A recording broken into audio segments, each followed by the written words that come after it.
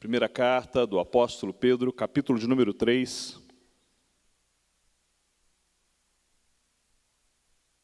Diz assim, a partir do verso de número 8. Finalmente, sede todos de igual ânimo, compadecidos, fraternalmente amigos, misericordiosos, humildes, não pagando mal por mal, ou injúria por injúria. Antes, pelo contrário, bendizendo, pois para isto mesmo fostes chamados, a fim de receberdes bênção por herança. Pois quem quer amar a vida e ver dias felizes, refreie a língua do mal e evite que seus lábios falem dolosamente. Aparte-se do mal, pratique o que é bom, busque a paz e empenhe-se por alcançá-la. Porque os olhos do Senhor repousam sobre os justos, e os seus ouvidos estão abertos às suas súplicas. Mas o rosto do Senhor está contra aqueles que praticam males.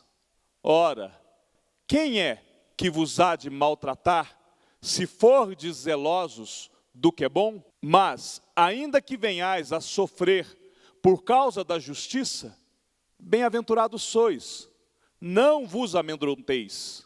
Portanto, com as suas ameaças, nem fiqueis alarmados.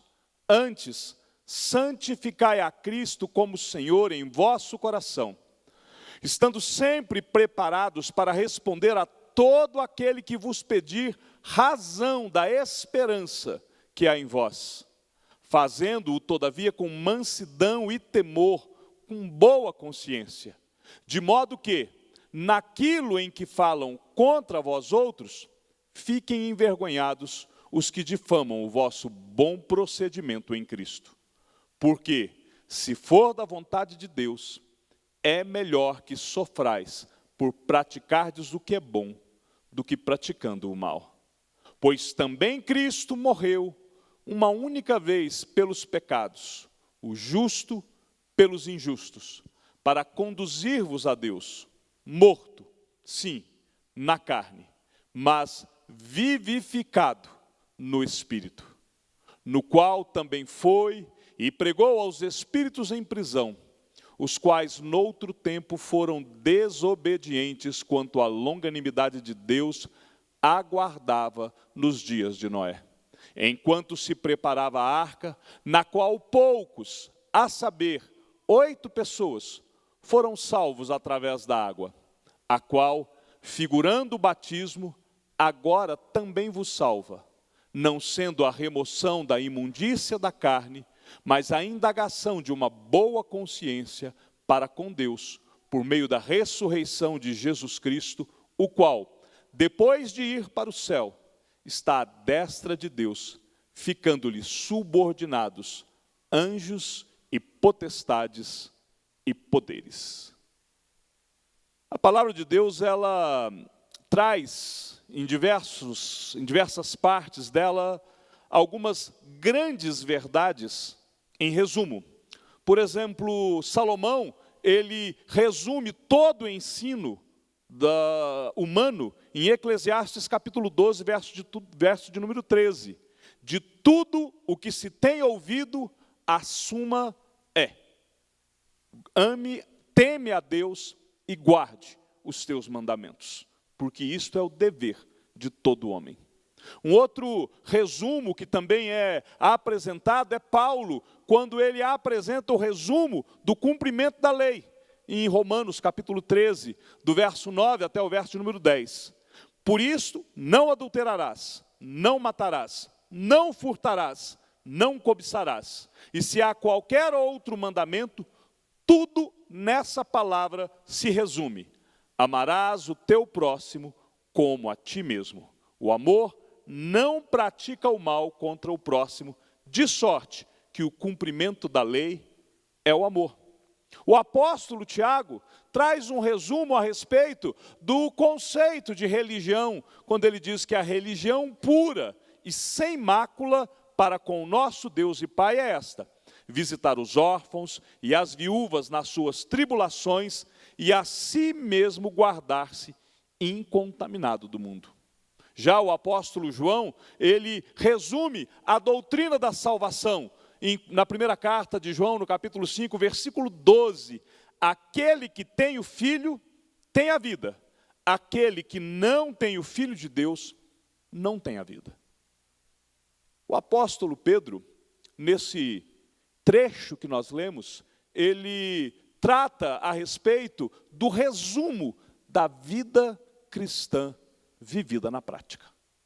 Se você perceber e olhar esse texto, é um texto que nos desafia a viver o cristianismo de forma prática. E nós temos vivido um tempo onde esse texto é absolutamente pertinente. Porque temos vivido um tempo onde muitos têm um cristianismo puramente nominal.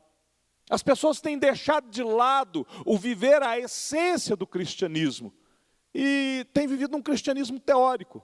Um cristianismo que, na realidade, é um cristianismo de discurso. Elas não estão, de fato, vivendo a essência, elas não estão, de fato, praticando aquilo que o Senhor requer de nós. O apóstolo Pedro, quando escreve essa carta, ele traz uma mensagem, em primeiro lugar, de esperança. Havia uma grande perseguição na igreja, muitos estavam sendo perseguidos e Pedro, ele traz essa mensagem para poder trazer esperança para a vida dos seus leitores. Logo no verso 3 do capítulo 1, Pedro, ele vai dizer para os seus leitores que o nosso Deus e Pai, o Senhor Jesus, segundo a sua misericórdia, nos regenerou para uma viva esperança. Era o objetivo de Pedro, levar ao crente a perspectiva divina, para que o crente tivesse essa certeza da vida eterna. Assim como Cristo havia morrido e ressuscitado, assim como Cristo havia passado por uma série de perseguições, de sofrimento, Ele havia nos garantido essa viva esperança. E Pedro vai desenvolvendo essa carta no sentido de trazer esta orientação de vida prática. Ele queria que os cristãos pudessem colocar em prática os ensinamentos da palavra. Eles estavam debaixo de sofrimento, eles estavam debaixo de perseguição. Então Pedro, no verso 15 do capítulo 1, ele chama aos crentes para poder se santificar. Pelo contrário, segundo é santo aquele que vos chamou, tornai-vos santos também no vosso procedimento. Pedro está, ao mesmo tempo que ele está levando essa mensagem de esperança, ele está chamando os crentes a colocarem em prática as doutrinas espirituais, a colocarem em prática a sua vida espiritual. E aí, se você for seguindo a carta do verso 23 do capítulo 1 até o verso 10 do capítulo 2, Pedro vai falar que essa nossa nova vida, ela tem que se alimentar com os alimentos do Espírito, que o Espírito rejeita os alimentos da carne. E aí no verso 10 do capítulo 2, ele então traz a advertência, deixando toda a malícia, ou seja, deixa de lado tudo aquilo que não provém do Senhor, porque o Espírito tem que ser alimentado com leite racional. Pedro fala de uma mudança de comportamento em relação às autoridades. Ele diz que o cristão, aquele que é salvo, ele tem uma dupla cidadania, que ele é cidadão dos céus, enquanto ainda é cidadão aqui da terra, e que ele tem direitos e deveres, tanto para com uma pátria, quanto para com a outra. E aí, Pedro vai discorrendo sobre a prática da vida cristã. Capítulo 3, Pedro vai tratar dos deveres do crente no matrimônio, da maneira de viver dentro da igreja, finalmente sede todos do mesmo sentimento, que a igreja ela tem que estar envolvida, ele está chamando a igreja à prática. E quando Pedro chega no final do capítulo 3, o texto que nós lemos, do verso 8 até o verso de número 22, ele já começa assim: finalmente, todos vocês. Ele está agora trazendo a sua conclusão. Vocês precisam manter viva a esperança, vocês precisam viver o cristianismo na prática, e agora ele vai apresentar a conclusão do ensinamento. E nessa conclusão, Pedro traz o resumo de como viver o cristianismo na prática. A primeira lição que o apóstolo Pedro traz nessa perícope de texto é que a vida cristã, ela tem que começar amando tanto os amigos quanto os inimigos. O amor é o alicerce da vida cristã. O próprio Senhor Jesus, ele deixa bem claro que os seus discípulos seriam reconhecidos quando eles estivessem amando uns aos outros. Cristo, quando vai ensinar a respeito da oração, ele diz que nós precisamos amar os nossos inimigos, não só aqueles que são nossos amigos. O amor, ele vai cumprir todas as exigências da lei. É o que Paulo trata lá, quando ele apresenta o resumo do cumprimento da lei. E aqui, Pedro, ele vem apresentar os fundamentos do amor. Verso de número 8, verso de número 9, do capítulo 3, vai dizer: sede todos de igual ânimo, tenham todos a mesma alma, tenham todos o mesmo sentimento, sejam compadecidos, fraternos, amigos, misericordiosos, humildes. Todo cristão, ele traz em si mesmo virtudes. O cristianismo é uma religião de virtudes. E Pedro vai apresentar essas, pelo menos 5 virtudes aqui. Pedro trata que essas virtudes têm que ser em nós cultivadas. Ter igual ânimo, harmonia, igualdade de pensamento. Ter o mesmo sentimento uns para com os outros. Paulo já tratava disso quando ele escreve a carta aos Romanos. O nosso ânimo, a nossa vontade, a nossa direção tem de ser igual. Quando Paulo está escrevendo a carta aos Filipenses, ele diz para eles: completem agora a minha alegria, de modo que vocês venham a pensar a mesma coisa. Tenham o mesmo amor, sejam unidos de alma, tenham o mesmo sentimento. As virtudes cristãs, elas têm que estar presentes em nós. Temos que ter ânimo igual, sentimento igual, direção igual.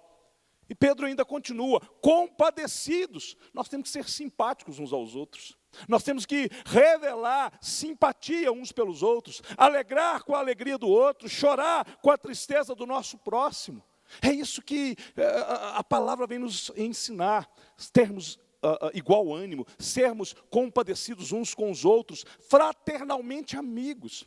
Os laços que nos unem como igreja são mais fortes do que os nossos lares sanguíneos, os nossos laços que nos unem à nossa família. Que nós temos que amar uns aos outros com amor fraternal. É este o mandamento que Cristo nos deixa, né? De que nós tenhamos este amor sincero, amor irrestrito, amor incondicional uns pelos outros, e misericordiosos. Nós vemos, muitas das vezes, falta de misericórdia. Nós, muitas das vezes, não contemplamos a miséria do outro diante de nós. Nós temos que ser compassivos uns com os outros. Essa mesma ideia é sugerida pelo apóstolo Paulo, porque Paulo, ele ordena que nós possamos nos revestir como eleitos de Deus, de ternos afetos de misericórdia. E aí Pedro completa a 5ª característica virtuosa do cristão, que é a humildade. Significa ter o mesmo sentimento de humildade, de atitude de servo. Aquele que, como Cristo, né, como houve em Cristo Jesus, se humilhar. O Deus de toda glória esvazia-se de si mesmo e assume a forma de servo. É essa a nossa vocação, para que nós possamos andar com este mesmo sentimento de humildade. E estas virtudes, estas 5 virtudes que são apresentadas, elas são possíveis de serem reproduzidas em nós. Porque é através do poder do Espírito Santo que habita em nós. Todo cristão é virtuoso. Em segundo lugar, todo cristão, ele é abençoador. Deus nos chamou para abençoar. Deus nos chamou para amar e abençoar a todos. A Bíblia nos ensina que nós não devemos pagar mal por mal, injúria por injúria. Antes, pelo contrário, que nós devemos bendizer, porque foi para isso que nós fomos chamados. É o verso de número 9. É o que Pedro está dizendo. Se alguém está fazendo mal para você, não pague o mal. Não retribua da mesma forma. Mesmo que isso às vezes passe pela nossa cabeça, nós temos que tomar o controle. Não retribuir o mal com o mal, mas sim com bênção. Abençoar aqueles que nos amaldiçoam. Abençoar aqueles que querem nos perseguir. É este o nosso chamado. E é isso que Cristo nos ensina. Que nós precisamos amar os nossos inimigos e orar por aqueles que nos perseguem. É mandamento. Todo cristão é virtuoso, todo cristão é abençoador. E é por isso que Paulo vai dizer, não se deixe vencer do mal, mas vence o mal com o bem. Fomos abençoados por Deus para sermos bênção. O mesmo chamado para Abraão, para que ele fosse bênção sobre todas as famílias da terra, é o mesmo chamado que vem para nós. Nenhuma maldição tem valor sobre aqueles que Deus quer abençoar. Lembre da história de Balaão. Mesmo ele querendo amaldiçoar o povo, ele não conseguia. Porque o local, o povo, a pessoa que Deus já abençoou, nenhum mal será contra nós. Todo cristão é virtuoso, todo cristão é abençoador e todo cristão vai receber a sua herança. A nossa herança ela está garantida. E Pedro apresenta essa finalidade. Pedro vai dizer que nós precisamos fazer isso, verso de número 9, a fim de receberdes bênção por herança. A nossa herança é bênção. Pedro apresenta isso. Ninguém trabalha para receber herança. Herança é algo que é concedido. Herança é algo que é um legado, é um presente merecido. A herança que Deus tem para nós, ela é imerecida, não é porque nós merecemos, não é porque nós somos virtuosos, não é porque nós somos abençoadores, é porque o Senhor já nos outorgou. Ninguém vai receber salvação por méritos pessoais. Ninguém vai herdar a vida eterna por méritos pessoais. Mas ainda assim, ela está reservada para nós. E ninguém pode nos arrebatar da mão de Deus. Ninguém pode nos tirar da mão do Senhor. Então nós somos chamados a amar amigos, amar inimigos, porque a bênção do Senhor, a herança do Senhor já é sobre nós. Em Cristo, Deus nos fez seus filhos e seus herdeiros. Ora, se somos filhos, somos também herdeiros, herdeiros de Deus e co-herdeiros com Cristo. Se com Ele sofremos, também com Ele seremos glorificados. Carta de Paulo aos Romanos, capítulo de número 8. É um direito espiritual, outorgado por Deus, nos dado graciosamente por Deus. É uma herança eterna, que foi garantida na morte daquele que executou o sacrifício na cruz, Jesus Cristo. Ele é que já nos garantiu a nossa herança. Colocar e viver o cristianismo na prática é colocar estas questões na nossa vida.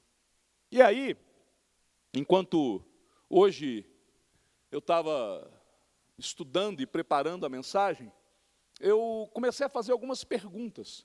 Logo agora à tarde, a gente saiu daqui, fomos almoçar na casa do Elinho e ficamos lá até mais tarde.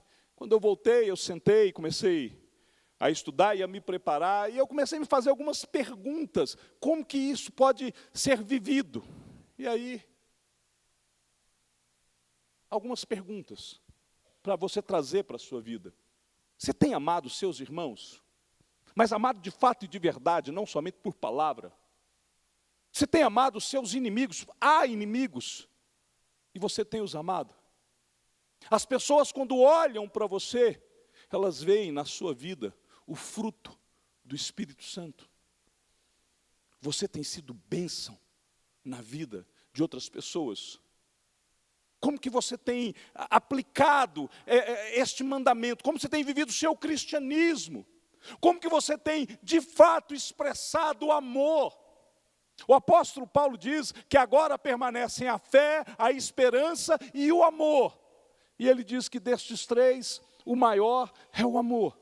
Nós manifestamos a nossa fé em Cristo Jesus. E aí nós passamos a ter a certeza da salvação. E junto com essa certeza, nós passamos a ter a esperança da volta de Cristo Jesus. Mas como que nós temos vivido a prática do evangelho do amor? Amar amigos e amar inimigos. Não amar simplesmente de palavra ou de língua. Amor com atos, com atitudes. Como que nós temos vivido isso?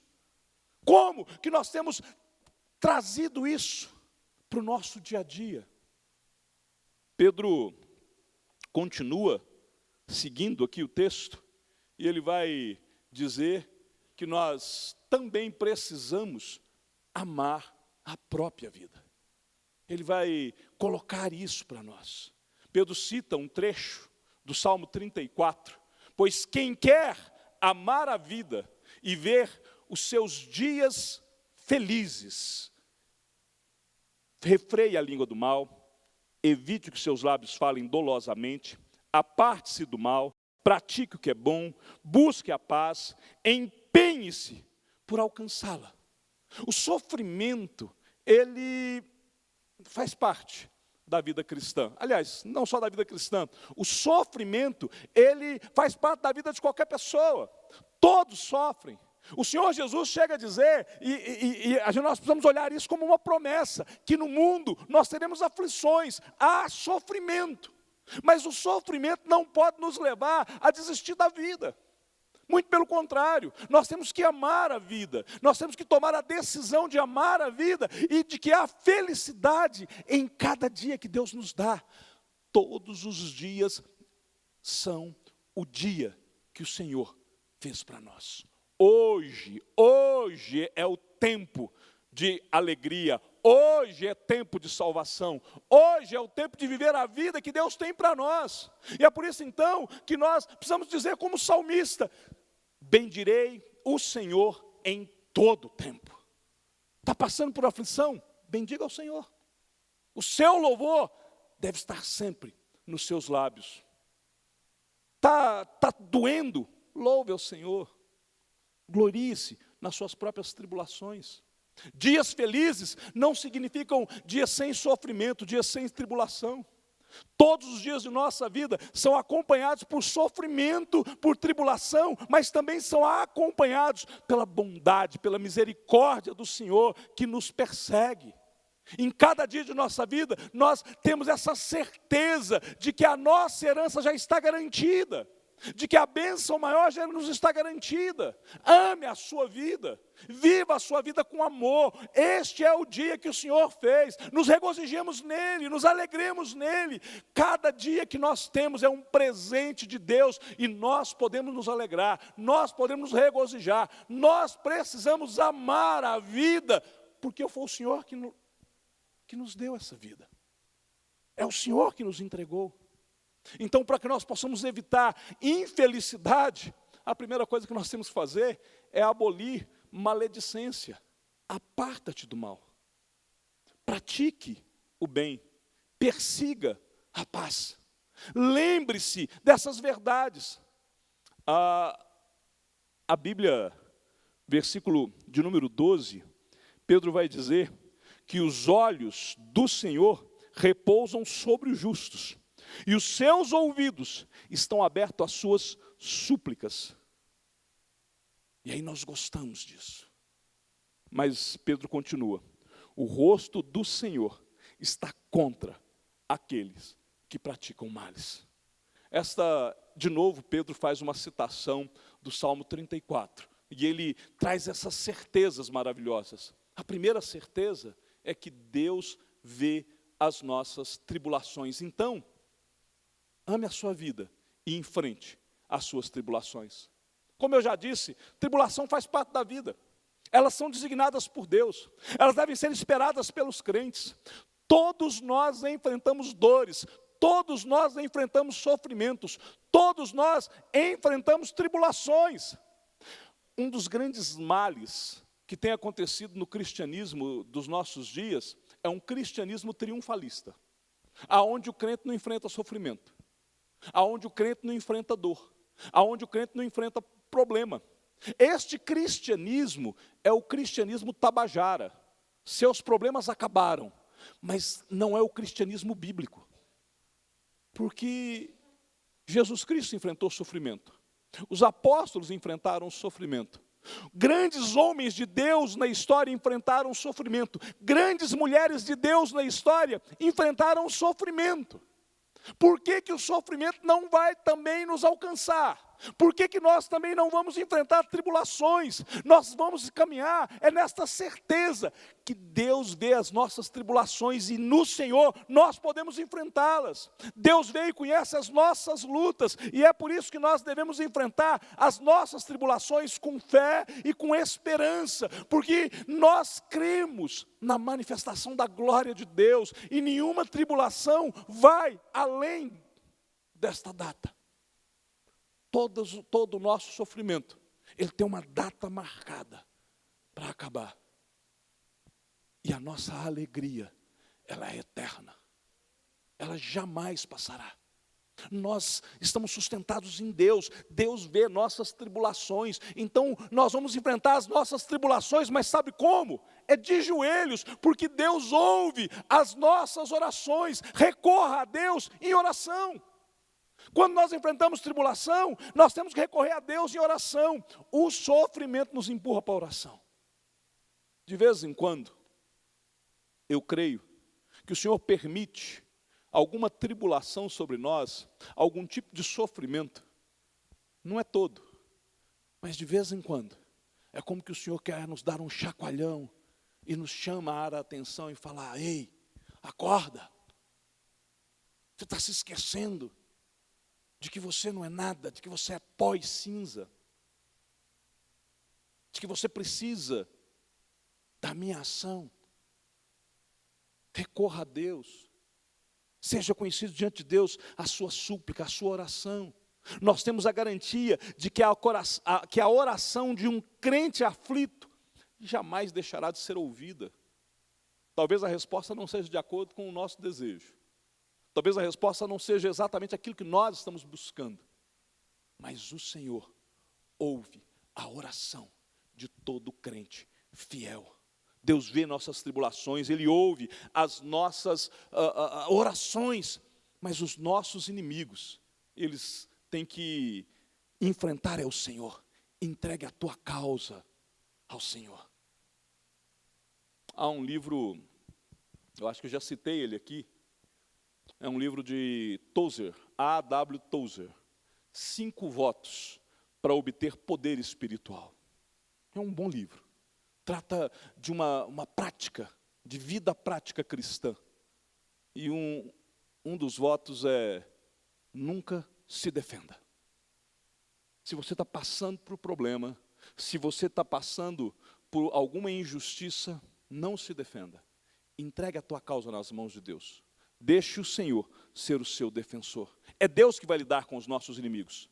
A Bíblia diz que Deus está contra aqueles que praticam maldades. Se pessoas têm se levantado contra você por pura e simples maldade, não se defenda. Coloque a tua causa na mão do Senhor. Ele é protetor, Ele é o defensor do seu povo. É Deus que batalha pelos seus escolhidos. Entregue a tua causa ao Senhor, descansa nele. E diz a Bíblia, e o mais, Ele fará. Nós precisamos amar a nossa vida, mesmo que tivermos problemas, mesmo que enfrentamos dificuldades, mesmo que tenhamos passado por caminhos que são tortuosos e enfrentamos as nossas tribulações com fé, recorremos a Deus em oração, entregamos as nossas causas aos pés do Senhor. E aí, mais uma vez, algumas perguntas. Fiz isso agora à tarde. Você ama a vida que Deus te tem dado? Às vezes nós somos murmuradores. Não há absolutamente nada que nos agrada. Mas você tem amado a vida que o Senhor tem te dado? Você tem lutado contra aquilo que te traz infelicidade? A tua luta tem sido com o joelho no chão? Você crê que Deus tem visto e ouvido a sua oração? Você tem orado? Se você ama de fato a sua vida, a vida que o Senhor tem te dado, como que você tem enfrentado essas tribulações? Como que você tem passado por essas tribulações? Você tem recorrido ao Senhor? Você tem sido encontrado por Deus, diante dEle, em oração? Você tem chorado aos pés do Senhor? Certa vez, o fundador do Exército de Salvação, havia um grande problema, e as pessoas não sabiam mais o que fazer, e eles procuraram William Booth e disseram: ora, nós já fizemos isso, e fizemos aquilo outro, e absolutamente nada tem resolvido, e nós precisamos resolver essa causa, ela é urgente, isso tem nos trazido grande mal, o que nós vamos fazer mais? E ele então começou a perguntar: vocês procuraram essa situação? Nós procuramos, e vocês fizeram isso? Sim, fizemos. Né? E vocês tentaram aquilo outro? Sim, tentamos. E depois de um bom tempo ele olha e fala: e vocês já choraram aos pés do Senhor? E eles pararam, olharam. Como assim? Vocês já choraram? Vocês já se derramaram diante de Deus? Porque a causa agora fugiu ao nosso controle. E se ela fugiu ao nosso controle, nós temos que entregar agora nas mãos de Deus. Vocês já choraram, clamaram ao Senhor, para ver se é isso mesmo que Ele quer? E ali mesmo naquela sala eles se dobraram e começaram a chorar, e começaram a abrir o coração, e começaram a clamar ao Senhor. E conta a história que quando eles se levantam, a solução do problema estava chegando. Alguém já havia trazido a resposta. Às vezes nós precisamos nos derramar diante de Deus. Às vezes nós precisamos chorar aos pés do Senhor. Às vezes nós precisamos dar um passo na direção de Deus, mesmo em lágrimas, porque nós amamos a nossa vida e nós enfrentamos tribulações. E há certas situações que só o Senhor é que pode resolver para nós. Ainda que nós venhamos a sofrer, mesmo que seja por causa da justiça, diz a palavra de Deus, o apóstolo Pedro diz: vocês ainda são mais do que felizes. Não vos amedronteis com as ameaças, nem fiqueis alarmados. Antes, santificai a Cristo como Senhor. E aí, Pedro então nos chama para que nós possamos viver o cristianismo na prática, a amar profundamente a Jesus Cristo.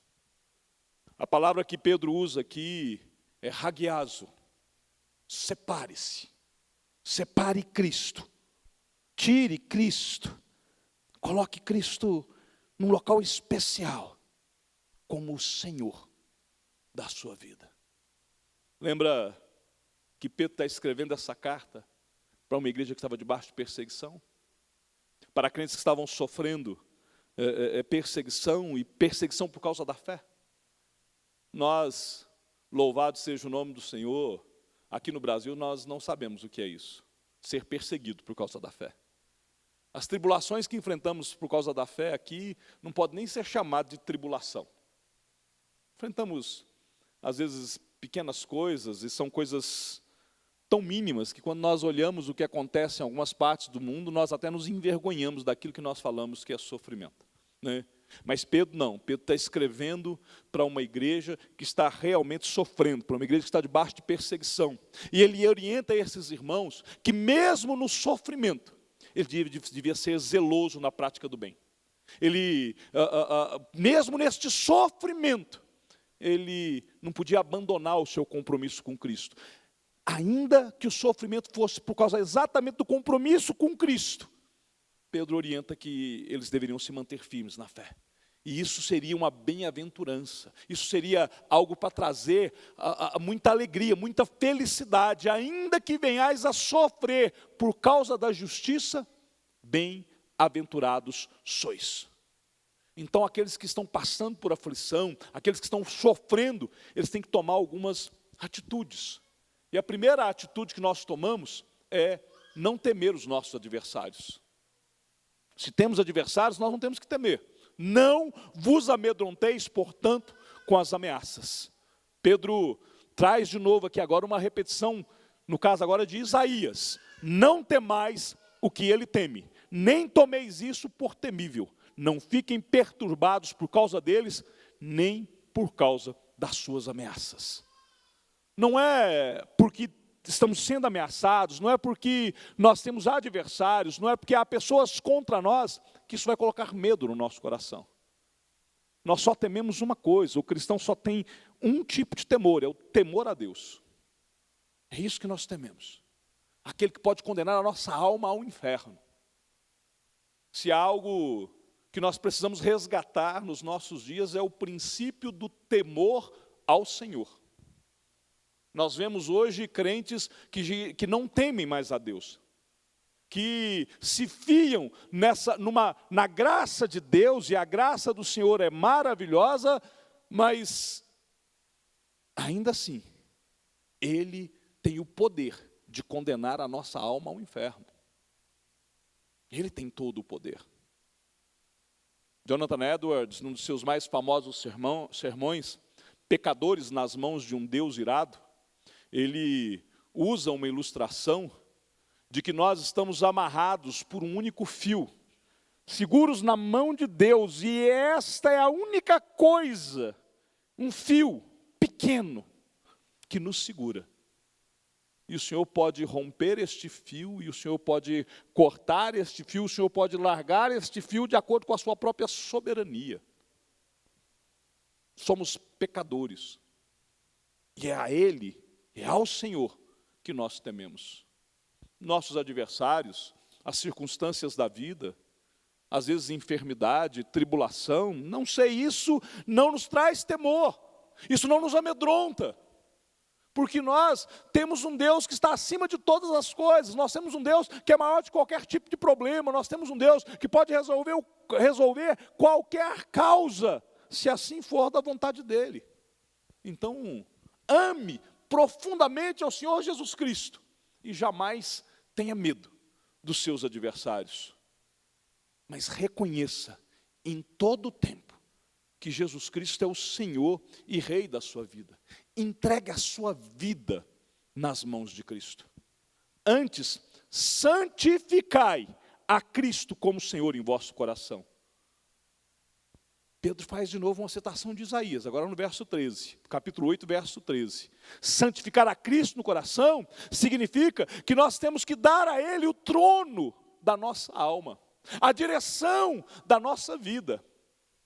Santificar a Cristo no nosso coração é ter a vida entregue nas mãos do Senhor, quer dizer que nós não tomamos decisão sem antes consultar aquele que é o nosso dono. O Senhor tem de ser ungido, o governador de nossas vidas.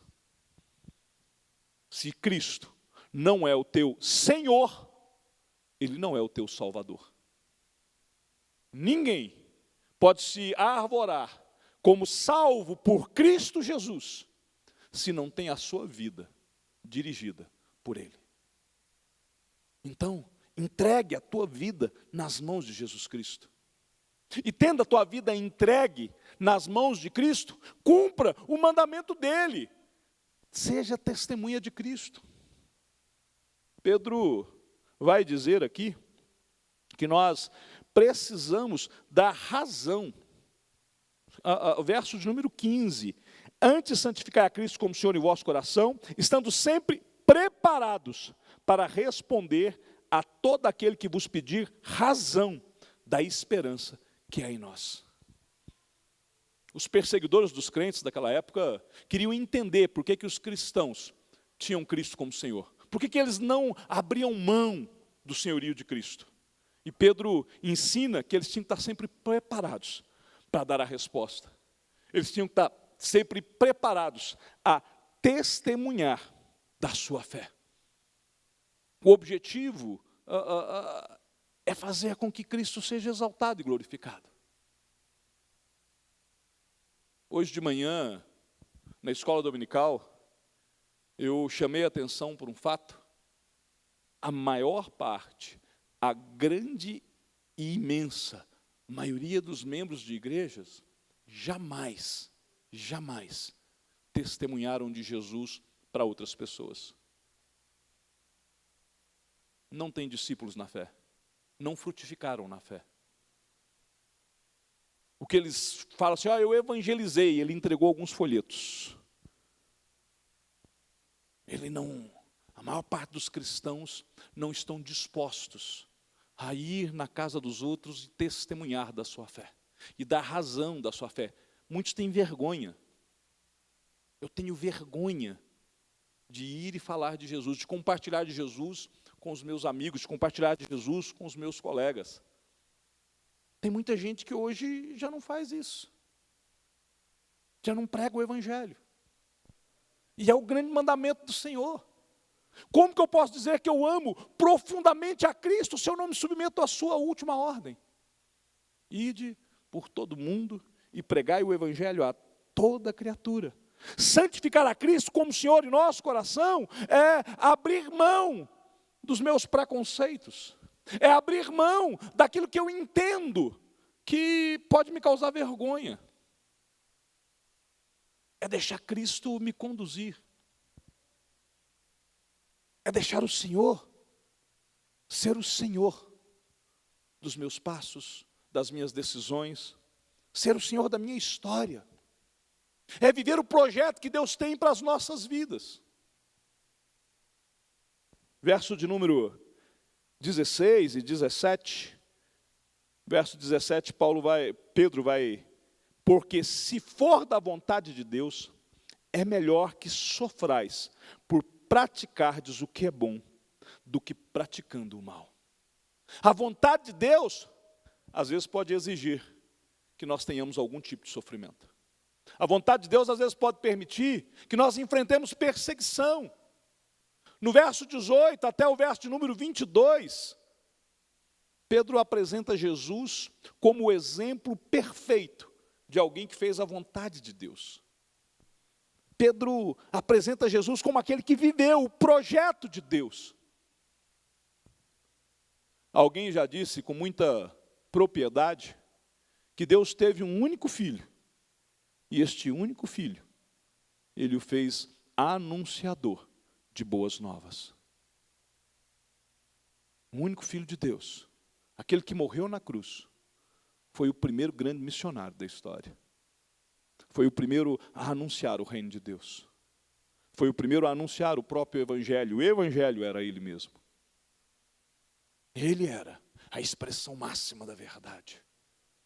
E ele não só anunciou esta verdade, não só viveu esta verdade, como pagou o preço para que nós pudéssemos fazer o mesmo. A vontade de Deus exige que nós possamos nos submeter a Ele.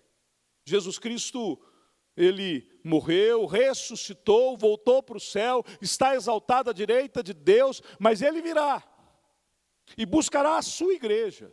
A lição que Pedro quer ensinar àqueles que sofrem é que o sofrimento pode ser uma das etapas do plano de Deus para as nossas vidas. Como assim, pastor? O plano de Deus, às vezes, é eu passar por sofrimento. Eu quero te lembrar que Estevão não foi apedrejado pela vontade de Paulo.